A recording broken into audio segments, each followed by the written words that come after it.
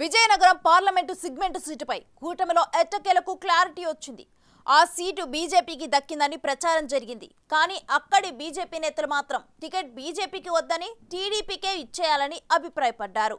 BJP పోటీ చేస్తే గెలుపు అసాధ్యమని, టీడీపీ నుంచి అశోక్ గజపతి అయితే గెలుపు ఈజీ అవుతుందని పార్టీ పెద్దలకు వర్తమానాలు పంపారు. సిగ్మెంట్లో కీలకంగా ఉన్న రాజులతో పాటు తూర్పు కాపు సామాజిక వర్గం సహకరించే పరిస్థితి ఉండదని కుండబద్దలు కొట్టారంట. ఆ క్రమంలో బీజేపీ రాజంపేట ఎంపీ సీటు కోసం విజయనగరాన్ని టీడీపీకి వదులుకోవటం ప్రాధాన్యత సంతరించుకుంది.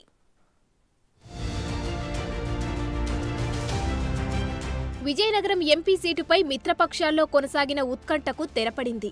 టీడీపీ అధినేత చంద్రబాబు ఇప్పటి వరకు మొత్తం 13 మంది ఎంపీ అభ్యర్థుల జాబితాను విడుదల చేశారు. అందులో పక్కనే ఉన్న విశాఖ, శ్రీకాకుళం ఎంపీ అభ్యర్థులను ప్రకటించి విజయనగరం సీటును పెండింగ్లో పెట్టారు. ఈ సీటును టీడీపీ, జనసేన, బీజేపీ కూటమిలో భాగంగా బీజేపీకి కేటాయిస్తారనే ప్రచారం జోరుగానే సాగింది. దీంతో బీజేపీ వలస నేతలు ఇక్కడి నుండి పోటీ చేయడానికి ప్రయత్నించారు. విశాఖ ఎంపీ సీటు ఆశించి భంగపడ్డ బీజేపీ మాజీ ఎమ్మెల్సీ పీవీఎన్ మాధవ్, రాజ్యసభ సభ్యుడు జీవీఎల్ నరసింహారావు, ఆ పార్టీ సీనియర్ నాయకులు కాశీ విశ్వనాథరాజు, ఈ ముగ్గురి పేర్లు విజయనగరం ఎంపీ టికెట్ రేసులో ఫోకస్ అయ్యాయి. అయితే ఆ ముగ్గురు నాన్ లోకల్సే. దాంతో లోకల్గా ఉన్న బీజేపీ నాయకులు కూడా కాస్త ఆచితూచి అడుగులు వేస్తున్నారు. మొదట్లో కొందరు నాయకులు జీవీఎల్కి ఇవ్వాలని బహిరంగంగా మద్దతు తెలిపి మాధవ్, కాశీ విశ్వనాథరాజులకు వద్దని చెప్పకనే చెప్పారు.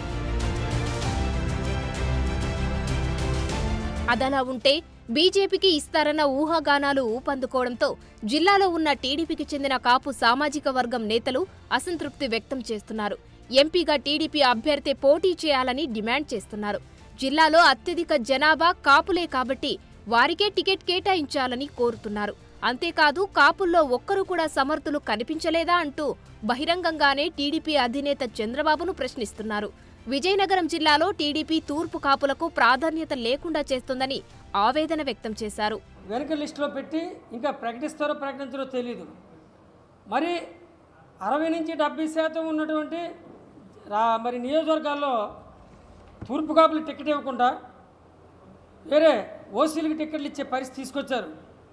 మరి దౌర్భాగ్యం 2014లో 4 బీసీ తూర్పు కాపులుంటే 2019కేమో దాన్ని 3 చేశారు. 2024కి 1 సీటుకి పరిమితం చేశారు. మిగతావి ఇస్తారో ఎవరో తెలియదు. మరి అక్కడ బొబ్బుల్లో అవనండి, ఇక్కడ విజయనగరంలో అవనండి, మొదటి ప్రాధాన్యతలో అటు బొబ్బుల రాజుల గారికి ఇటు విజయనగరం రాజుల వారికి మొదటి ప్రాధాన్యతగా సీట్లు ఇచ్చారు. మరి అదే క్యాడర్లో ఉన్నటువంటి మరి కళా వెంకటరావు గారి ఫ్యామిలీని పక్కన పెట్టారు.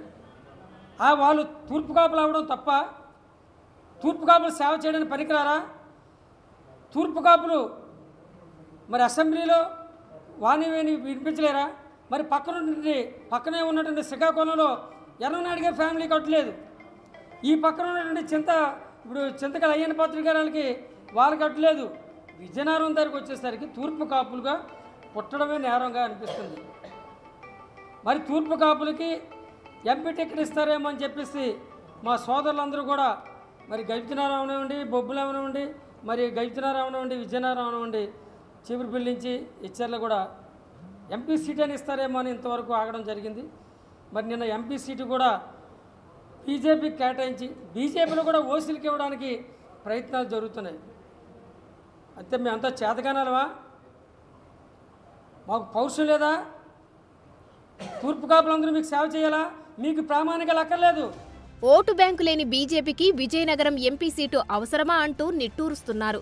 బీజేపీకి కేటాయిస్తే ఆ సీటు అప్పనంగా వైసీపీ చేతిలో పెట్టినట్లు అవుతుందని హెచ్చరిస్తున్నారు.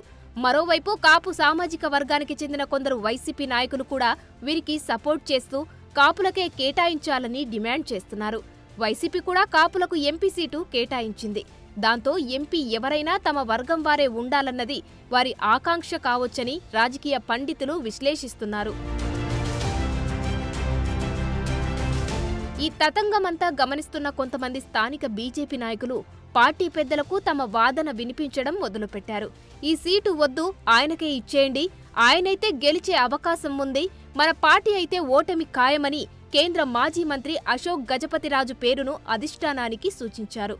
లోకల్ ఉండే బీజేపీ నాయకులకు అంత ఫేమ్ లేకపోవడం, అలా అని బయట నుండి వచ్చేవాళ్లని ఆదరిస్తారా అన్న సందేహంతో ఎక్కువ మంది స్థానిక కమలం పార్టీ నాయకులు అశోక్ వైపు మొగ్గు చూపించారు.